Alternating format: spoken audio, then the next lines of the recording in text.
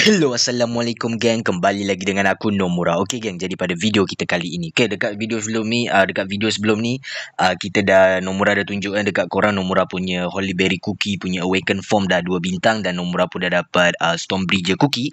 So hari ni pun ada juga benda Nomura nak sembang sikit dengan peminat-peminat Cookie Run Kingdom semua lah kan. So basically dekat sini kalau korang boleh nampak kita punya Win Archer Cookie ada progress dah jadi 13, so Nomura perlukan 7 lagi lah. So dekat sini pun korang boleh nampak kita punya Fire Spirit Cookie 15, so kita perlukan 5 lagi. Tapi rasanya sebelum ni, dekat video sebelum ni dah pernah tunjuk dah kalau tak silap. Lepas tu yang lain-lain macam biasalah, tak ada apa yang gempak sangat pun. Lepas tu kalau macam untuk Moonlight Cookie kan, kalau korang nak tahu Moonlight Cookie Nomura dah 2 bintang. Nomura baru dapat dia tadi lah kan. So dah 2 bintang dah. So Pitaya Dragon Cookie pun lagi sikit je nak dapat 1 bintang punya. So macam biasa Golden Cheese kita, dia punya Soul Prisma kita perlukan 1 lagi. Kita tak dapat lagi, susah guys nak dapat ya. So rasanya itu untuk bahagian cookie lah kan. Untuk bahagian topping dia pun tak ada apa sangat Nomura nak tunjuk kat korang. Tak ada apa pun untuk bahagian topping tak payah tunjuk kat korang. So sekarang ni kita just tunggu update-update baru apa semua. So kita tunggu next update lah kan. So next update mungkin sea salt salt cookie apa yang EV cakap tu. Atau lepas tu rasanya lepas yang tu pula nanti baru dapat Awaken Form White Lily Cookie. So kita tak tahu yang mana satu. EV pernah komen kalau kita tengok dekat yang gacha of fate ni kan, yang unik ni, kalau kita tengok betul-betul dekat yang cookie team cookie team ke term cookie team lantak So kalau kat sini kalau kita boleh nampak yang dua kalau korang boleh nampak yang paling belah kan, yang paling kanan ni. So ada EV, kalau tak silap EV cakap yang bawah ni White Lily Cookie, yang atas ni kan, yang atas ni Sea Salt Cookie ke Salt Cookie lupa lah, Salt Sea Cookie apa nama ni tak. So dia literally terbalik, sama ada White Lily jadi jahat ke Sea Salt jadi jahat. Nomor tak ingat komen EV yang mengatakan kalau ikut law punya kan, kisah law dia, kita ingatkan yang Ancient dengan Beast yang kuat kan. Rupa-rupanya kalau ikut law Legendary dengan Dragon lah yang kuat. Sebab Legendary tu kalau macam Fire Spirit Cookie dengan Ice Queen kan, Ice Queen yang ni Frost Queen Cookie ni dia mengawal suhu ni lah, suhu dekat planet dekat tempat ni lah, cookie punya world ni kan.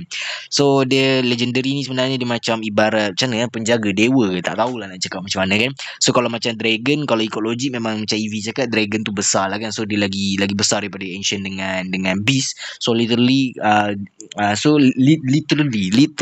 pelik So sudah jelaslah bahawa kita guna ayat Melayu guys. Ayat Melayu jelaslah bahawa kita tak guna ayat literally in opinion. No, kita guna ni. Apa tadi lupa dah. Alamak, jika maka bukan jika maka, apa tadi aku guna? Allah, lupa dah. Jelaslah bahawa so dekat sini kalau ikut law dia jelaslah bahawa macam apa kita cakap tadi, Legendary dengan Dragon lah yang lagi kuat kan, kalau ikut dia punya law lah kan, dia punya story kan. So thank you juga EV for the information. Nomura pun baru tahu bila baca komen EV tu.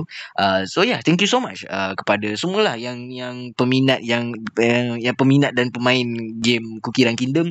EV, Habo, Harith, siapa lagi yang aku lupa pula nama dia, Haikal. Lepas tu yang ada dulu ada gambar Zoro tu, tak ingat lah pula nama dia apa.